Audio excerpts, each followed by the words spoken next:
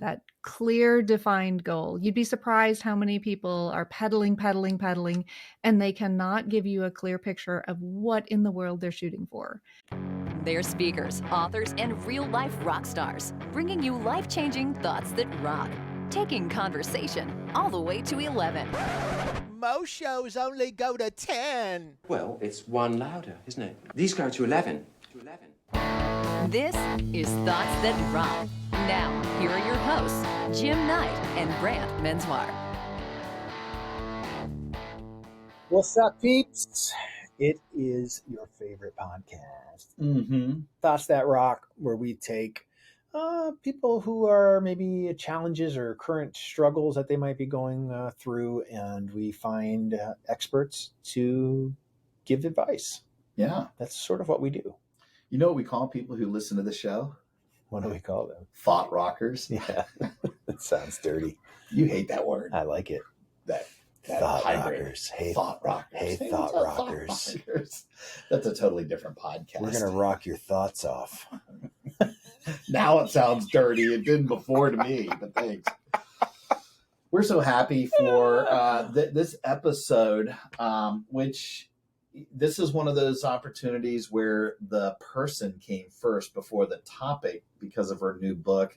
First off, it's our good friend, Cara Brookins, who we've had on the show before. She's amazing. She was multiple seasons ago, and wrote a book called Unstuck. And so we said, let's do an episode on how to get unstuck. I mean, people have all kinds of stuff going on in the world, career, family, some sort of a life goal, and they just feel like they're stuck in this quagmire. If I need to explain that word later to you. I love Quagmire. It's my favorite character. Is it your favorite character? Yeah. On Family Guy. Most people might know Cara. She sort of became famous for building a house with her 4 kids by watching YouTube videos. Yeah, it's crazy, right? It's just nuts. Yeah. And she made that happen now with that. She's got a best-selling memoir that came out of that, but how crazy is it? She lives in that house that she built with her 4 kids watching YouTube videos. I wouldn't live in or around anything that I have built. Let alone a house. Let alone a house. Shit, no, forget about that. Are you kidding me? Those are all cardboard books back there because we were afraid that they can't hold any sort of weight. Something may be coming down on us at any time.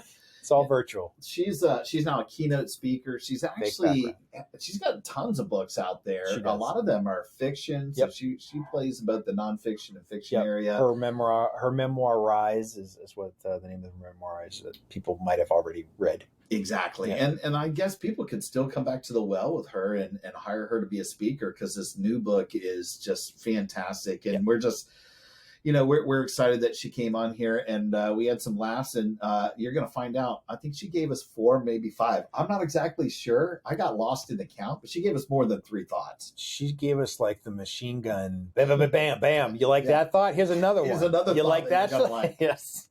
So for all the thought rockers out there, it was like Rocky 3 against Clubber Lang. You know what I mean? It's like, you like that? Give me another. Give me another. Is that the best you got? You ain't so bad. That's literally what it was. Was that Sly Stallone? That was. You like that? Yeah. That's as good as it's going to get. Check out this episode. Boom. There she is. Cara Brookins is back on Thoughts That Rock. That's right. Repeat guests. Doesn't happen often, but when it does, they are always amazing. Yeah, well, we don't have people repeat, right? Well, it's the plan. I don't know what that says about everybody that we haven't had on. So let's not piss off everybody else. That's fine. Well, I feel fortunate. My 2 favorite hosts here. So I'll come back anytime. That's right. One of them for sure. Yes. Sorry. Well, I'm trying. We're so excited to talk about this subject because, as we were saying in the introduction, our podcast now is really designed as a how-to help people solve issues and problems and whatever obstacles they have going on. And I think just because of the name of your book, Unstuck, this was the perfect scenario. Usually, I would guess we come up with a topic and then we go and find somebody who fits into the topic. Yours was a little bit reversed because I think there are people that just get stuck in life, and you're the perfect person to talk about this, and your background, as we said, is just so amazing. So We are just going to turn it over to you, Cara. What is your first thought that rocks on how to get unstuck? Oh, absolute first thing you have to do is know exactly what your goal is in a very clear and tangible way. That Mm. clear, defined goal. You'd be surprised how many people are pedaling, pedaling, pedaling, and they cannot give you a clear picture of what in the world they're shooting for. That I want life to be better. I want to make more money. Those very just vague goals, and you cannot hit a target that you don't set. Mm. So, this idea of, like, for example, when my kids and I started building a house, prior to building it, we could have told you and drawn a clear picture of that walkthrough of the house and not just like blueprint. Right. I knew what the curtains were going to look like. I knew the fabric on the sofa. I knew what color the tile would be. And that visual walkthrough of your goal, even if it's not a physical, tangible thing that you're building or making or business, that physical representation of what your goal would be like, if you can't see it in your head or hang it on a board, Mm. then it's so much harder to hit. You're like 75% more likely to hit a goal that you can see clearly. So this is like, I think of this as almost, in golf, sometimes they'll tell you, it doesn't matter what sport it is, but visualize. You want to see that putt go in. You want to literally visualize it going in before you step up and try to make that putt. Um, you're saying it's not just visualize it; it's be really specific, write it down. Sort of this is the idea of not just sort of using your head to get a better idea of what you're looking for, but try to be as specific as possible, right? So it's more than Right. just visualizing. Well, it's so much more than that. I'm so glad you mentioned, that the golf, sports. This is a technique that Olympians use. I mean, it's a technique that they use, that astronauts use. This visualization that creates, fits with neuroscience, and it creates a sort of thing like muscle memory.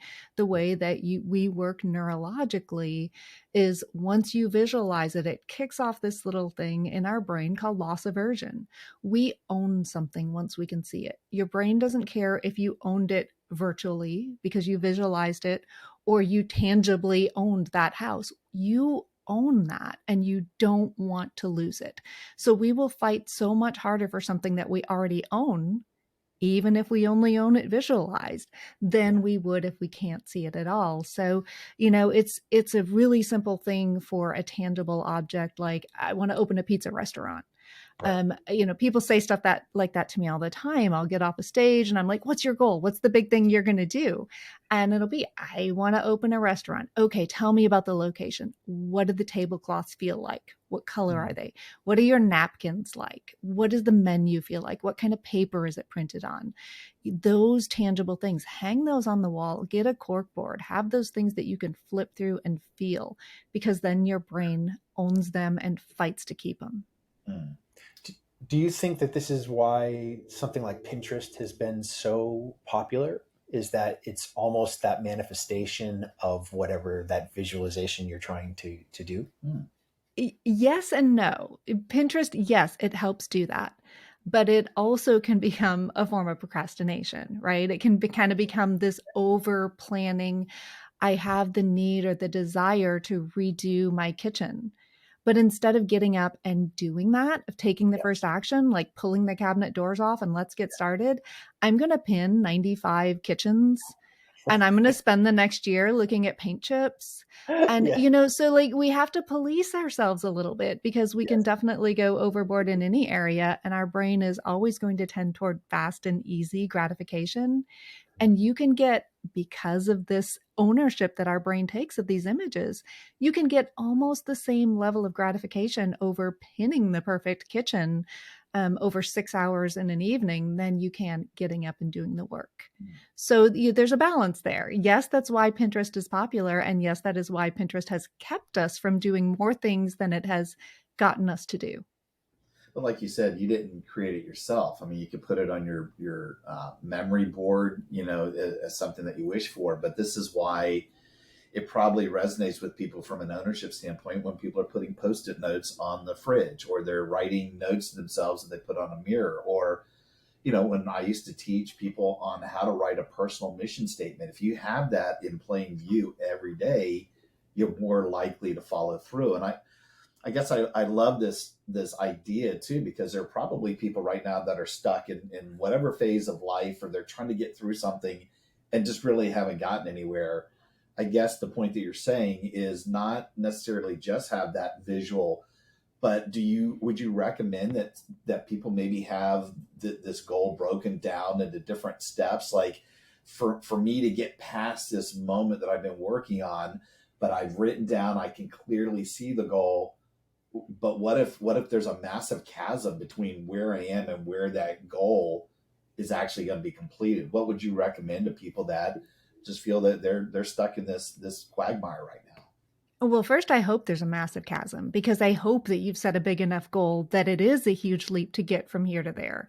Otherwise, it's really hard to hit the little goals. Like, there's not much motivation to hit a small goal. Like, you're going to practically be the same place you are today. How do you get the motivation to do that? So setting the big goals is a lot easier for us to actually see through to completion than the small goals. So first, set the big ones, have a big chasm.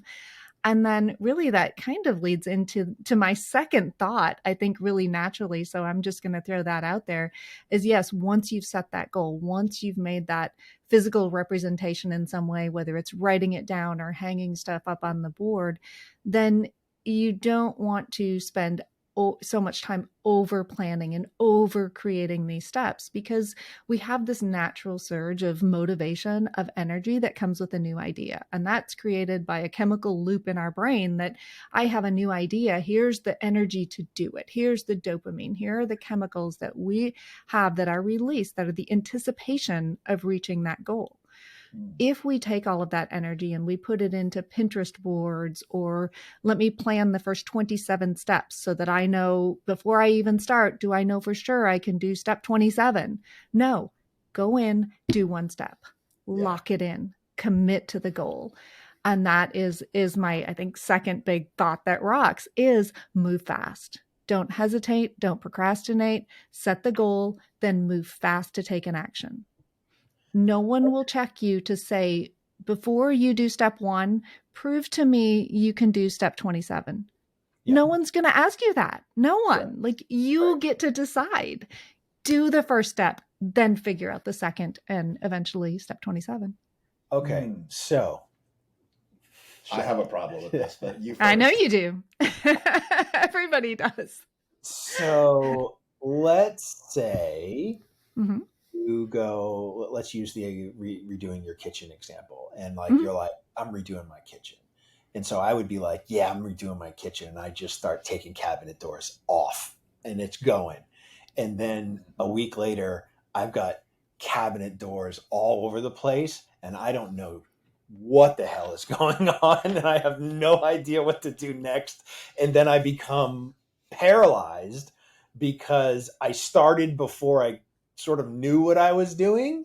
But I wanted to get the momentum of getting it done. And now I'm going, do I just put the doors back on, or do I call somebody who knows what they're doing?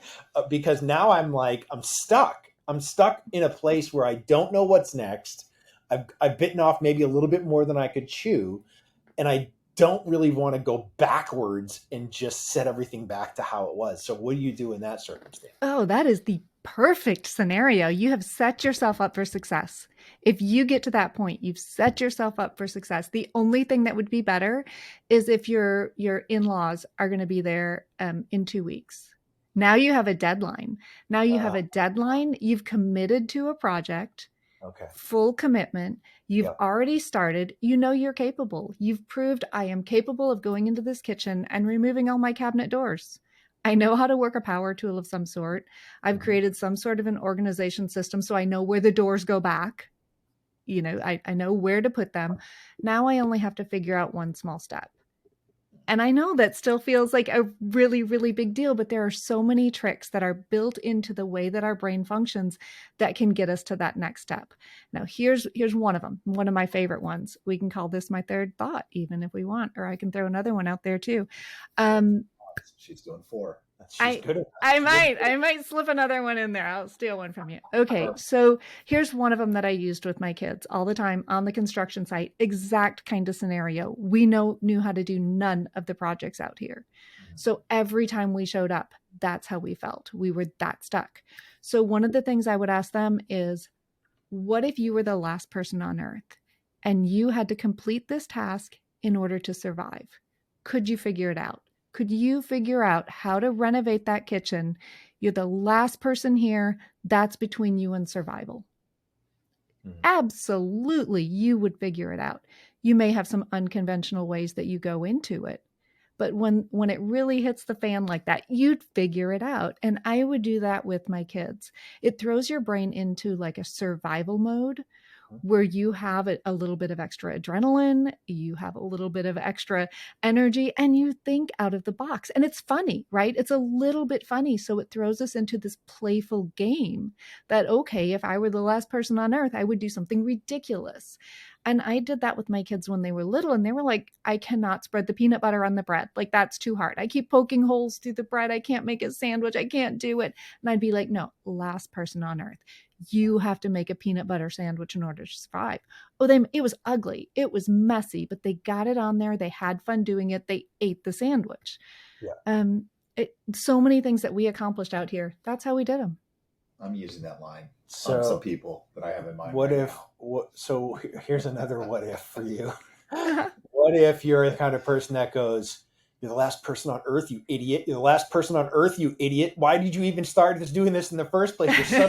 You're such an idiot. That's what's running in my head going, great, now you're the last person on earth and you still don't know what you're doing. What do you do with all of that negative self-talk that is bound to come when you find yourself in that scenario? Well, I think you have to back up, because how many things have you figured out in your life? How many things? You've figured out how to do a million things in your life. You have proven over and over again that you can find yourself in a complex situation, surrounded by tools and things that you've never done before in your life, and you figured out how to do it. I mean, you figured out how to get up and walk. Yep. Even though really all the odds kind of pointed against it, right? Like, you're down on all fours as a little kid, and just by observing, okay, first, it's possible. Yep. These other humans are up here walking on 2 feet, so I know it's possible to walk on 2 feet. Yep. I don't have the muscles, the coordination to do that yet, but little by little, you figured out how to do that. Yeah. And one of the ways you did that was just by trying everything, right? Like, yep. Same thing with, a crayon. The first time somebody gave you a crayon, you took a bite of it. Like, you didn't know how to do it. You held it in a big fat fist and you rubbed it all over the walls and the floors and the paper and, everything. You stuck it in your brother's ear, whatever. Like, you tried all the things with it. Mm-hmm. And that is still a really good way for us to figure out how to do things that we don't know how to do. Whether it's, I want to build something and let me pick up a skill saw. How do I do that? Well, find some scrap lumber and cut some things, try some things out. And really the easiest part of what we have to do is the skills and the knowledge that we need to gather to accomplish something. Like, that's easy now. It didn't used to be, but now the skills and knowledge are easy because we can look it up online. We can easily connect with an expert, and we can network through social media. We can find people who are experts on any field very quickly. So now the harder part is talking ourselves into it. And it's kind of reversed, I think, in the last dozen or so years, what is easy to find and what is hard. So, I mean, you have figured out so many things. I have no doubt you could go in and figure out how to renovate your kitchen. He does. Cara, let me tell you about a television show that I have in my head for me and my former bandmate, JT Keel, who is one of my best buds. We have an idea for a show on HGTV, and it's called, well, that didn't work. And it's basically us trying to figure shit out, because no matter what we have ever tried to do, it ends with, well, that didn't work. So when that's your past, and I get what you're saying, and in theory, and even in reality, I figured out how to walk. I figured out how to eat. I figured out how to do a bunch of things that I didn't know. the more that you get older and the more you start rationalizing things and the more you go, I can do that. And then you get into it and you go, the hell, I can't do that. That's ridiculous. What never made me think I could do that? How do you fight through those sorts of things? Because when you screwed up enough stuff that you're just going, this isn't my thing. Like if someone said, hey, you could be an Olympic balance beam person, I'd be like, not today, Susan. That's not happening. I'm not going to risk my health on thinking that somebody told me that I could be a Olympic balance beam person. But how do you get through those things, knowing that yes, it's possible? I agree with you. But when you're faced with the reality of multiple failures in a particular area, how do you move forward in that scenario? Well, I'm gonna give you 2 points on that. First, I'm gonna say most of the time when we are going in and doing something, most of the projects that we choose to do are more in our wheelhouse, right? They aren't that far out of our, at least, field of knowledge, out of what we desire to do. If you have tried to, renovate or do home projects 1,000 times in your life and they haven't worked out, what maybe that's not your thing, right? Right. And that's okay. Yes. That's totally okay. Maybe your thing is building a business to have enough money to hire those things done. Like, that's okay. I don't want Yes. to build another house. I didn't build this house because I wanted to be a house builder. I don't Right. ever want to build another house. I Right. built this house because I needed a place to live. I needed a project to do with my kids to bring us close together. And it was like a stepping stone to do the things I actually wanted to do. Yeah. So, first, like, we don't need to succeed at everything. Life is short and there are a limited number of things that we can become an expert in. So we can choose those things a little bit carefully and not push ourselves so hard to do things that, evaluate why you're doing it. If you're doing it just because everybody says it's cool to do this, like, it's not your thing, don't do it. Yes. But sometimes we do have to do things that are really uncomfortable, that are way outside of our wheelhouse. And whether it's because of a boss or because of a situation we're in or whatever, we do have to find some way to motivate ourselves to take the one step in that direction. So here's your bonus. Here's your bonus thought that rocks. Let's do it.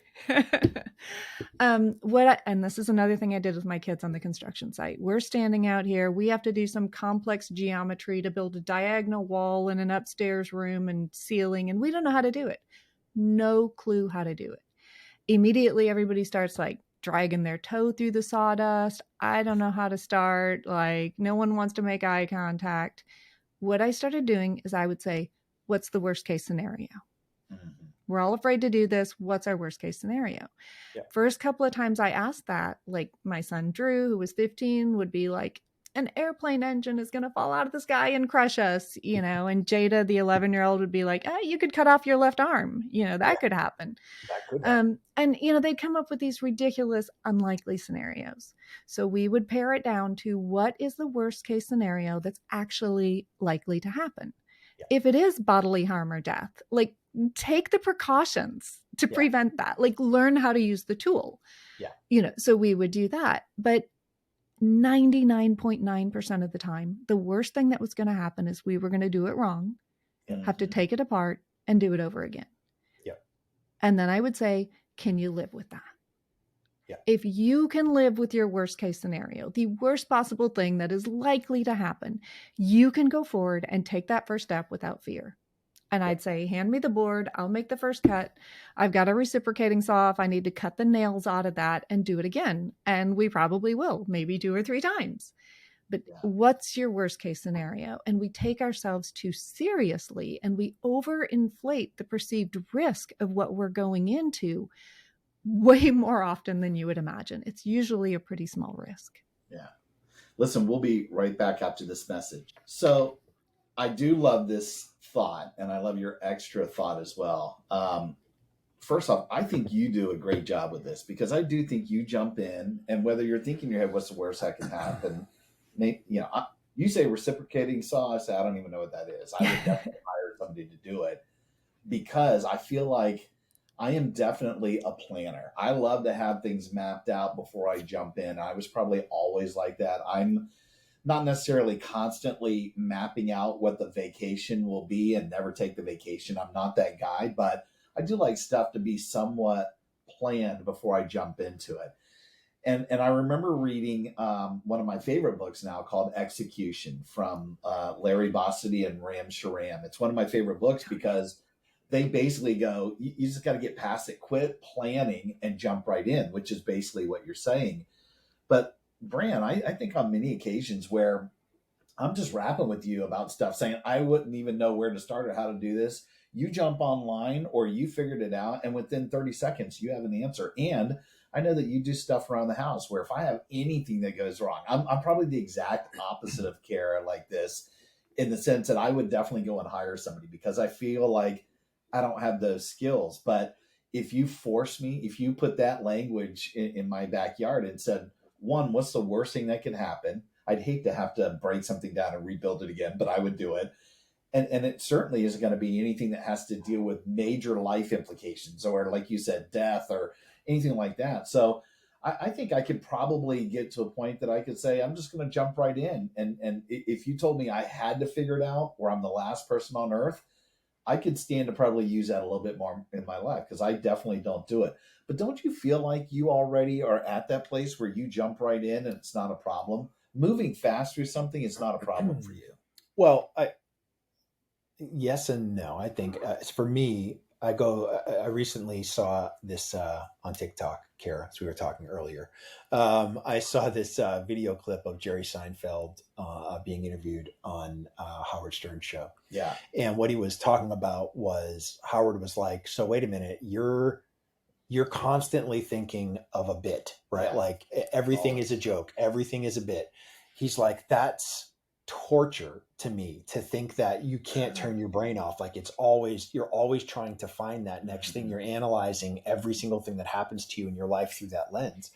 And I wrote it down because this is literally, I think, was profound, at least to me in a lot of ways. What Seinfeld said was, find the torture you're comfortable with.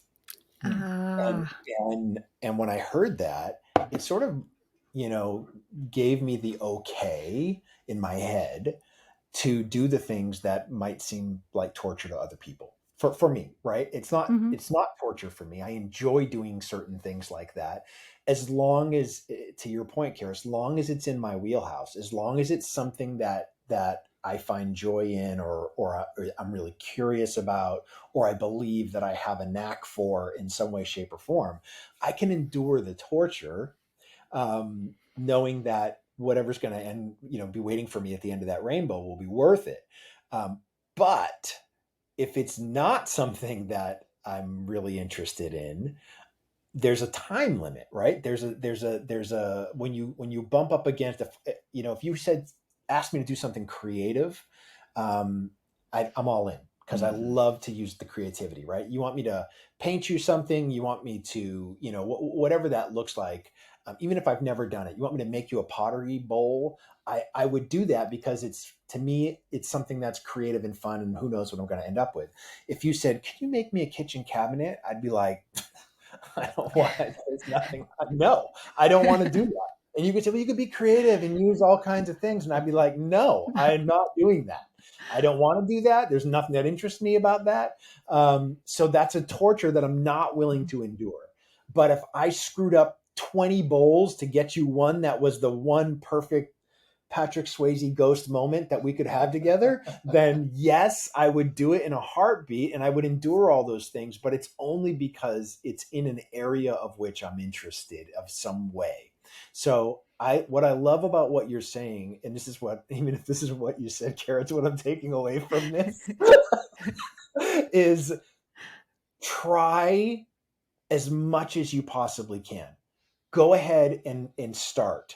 And if you find that it's not your cup of tea, that's totally okay. You can bring somebody in that it is their cup of tea and have them help you finish it, right? Mm-hmm.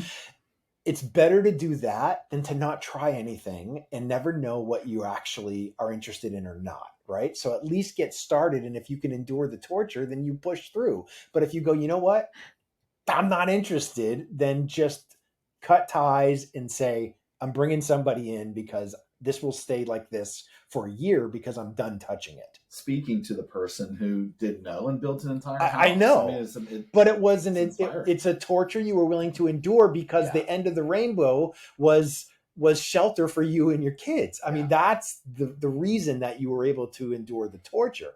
But if it wasn't that, if it was for shits and giggles, you probably would have punched out way earlier on, right?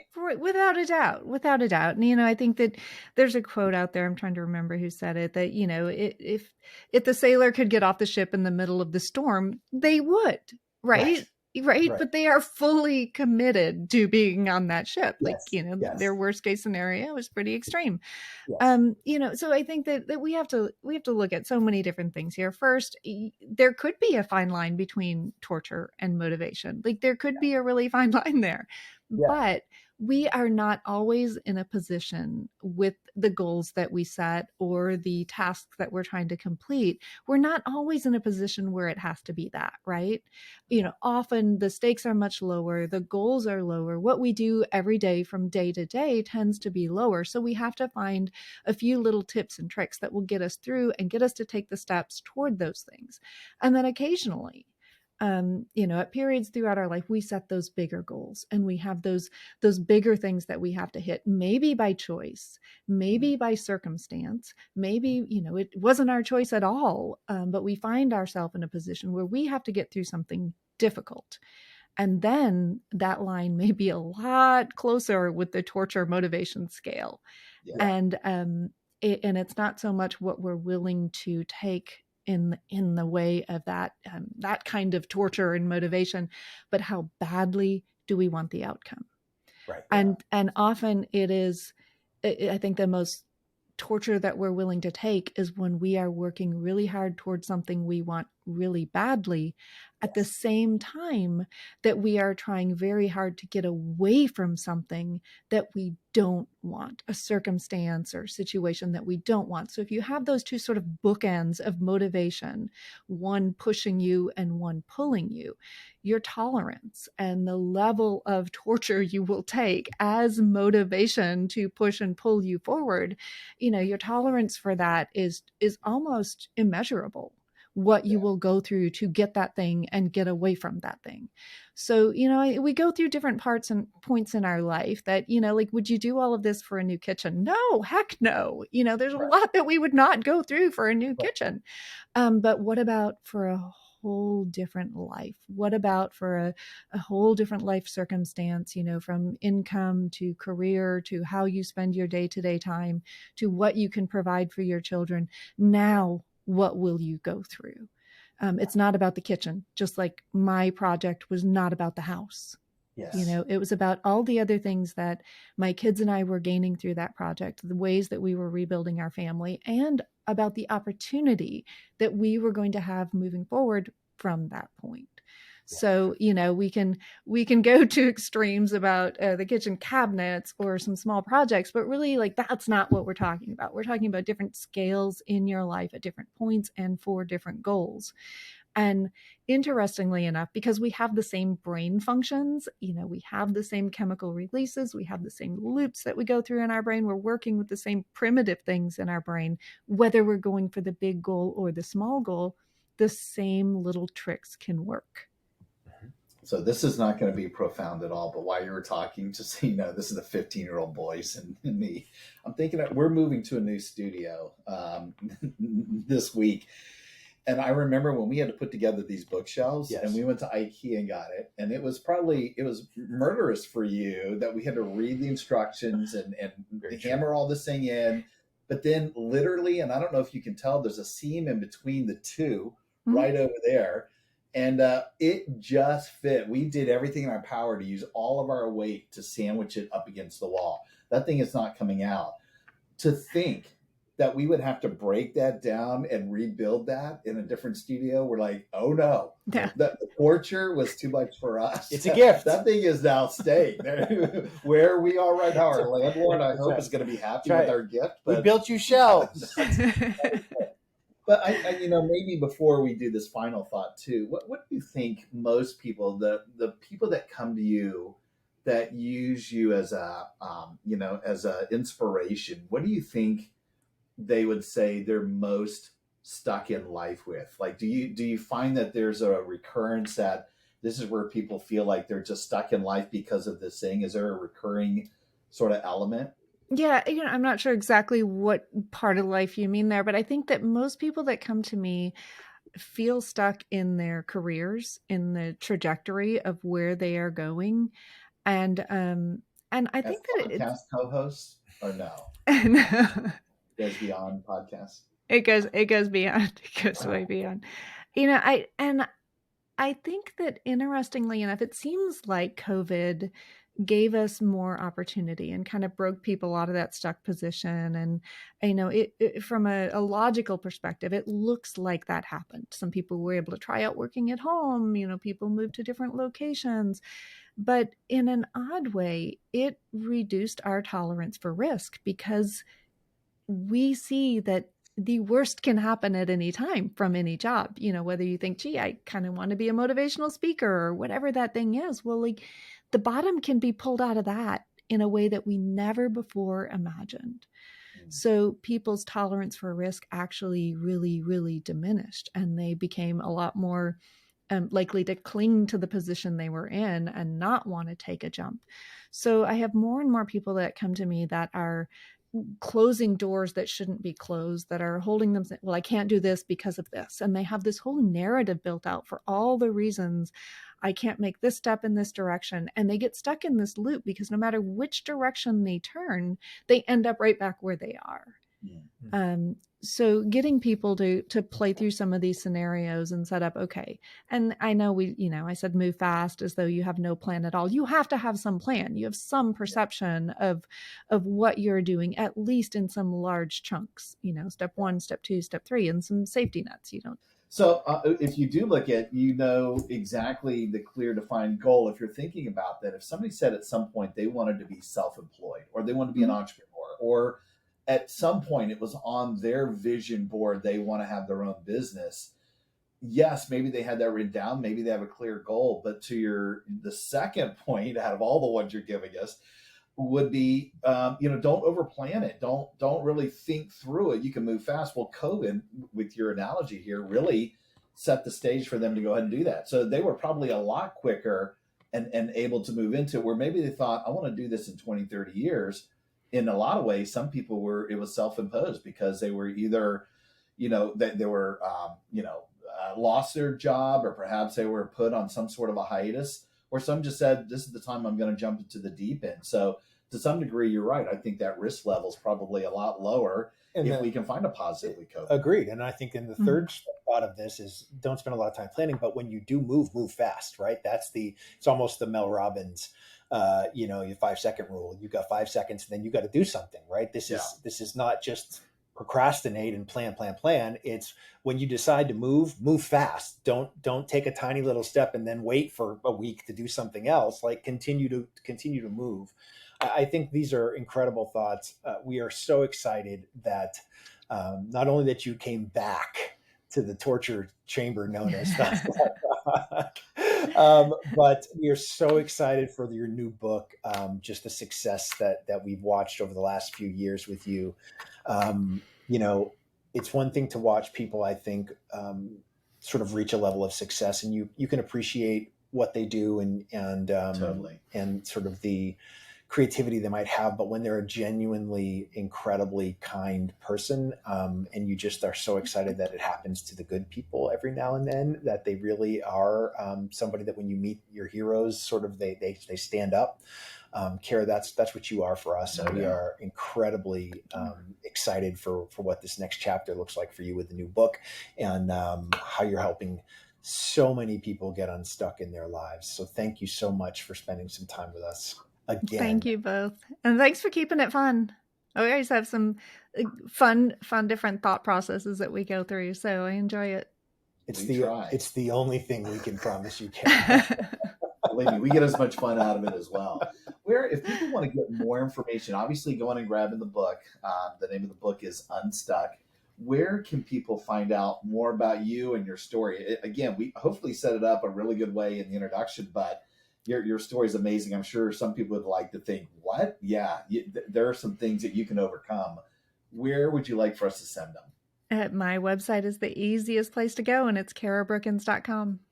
You can get to all the socials and all the books and all the things from there.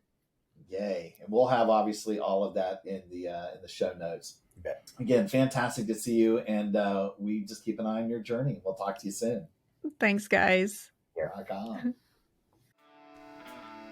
Hey, rock stars, thanks so much for tuning in. Yeah, and listen, we know how busy you are, and grabbing those little nuggets of wisdom that can amp up your life are super hard to come by. So we hope this episode helped you enough for you to maybe subscribe and consider leaving us a rating and a review so that we can continue to grow the show. Thus That Rock is a proud member of the Evergreen Podcast Network and also supports Cannonball Kids Cancer and their fight for finding and funding treatment options for kids who have run out of options. They're amazing. Their work is incredible. To learn more, please go to cannonballkidscancer.org. Finally, if you're interested in having Brant or Jim or both of us speak at your event, whether as a virtual webinar or an in-person conference keynote or mastermind, contact us directly at thoughtsthatrock.com. Until next time, Rock on!